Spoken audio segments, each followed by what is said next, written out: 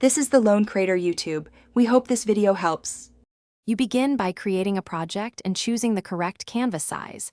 This matters because print and social sizes require different resolutions. Once done, import a high-resolution hero image or select a template that fits your message. Make sure to set and lock the background so you don't accidentally move it while arranging other elements. If you need margins for print, turn on Safe Guides now. They prevent important text from being cut off during trimming. Now you focus on composition. Place your headline, subhead, and body text with clear size hierarchy so viewers scan naturally. Use alignment guides and snapping to balance spacing.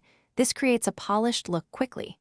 Adjust contrast between text and background so everything remains legible. If needed, add a semi-opaque overlay behind text. Once elements look right, group them logically so you can reposition blocks without losing layout. And save increment. Finish by exporting in the correct format. PDF with 300 dpi and bleed for printing, or PNG/JPEG for online use. Choose CMYK for pro print and RGB for screens. Make sure to include crop marks and preview the final dimensions before sending to print. If you notice font changes or image displacement, embed or outline fonts and flatten complex layers, then re-export.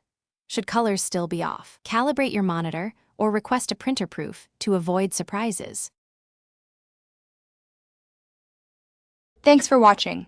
Consider subscribing if we helped you.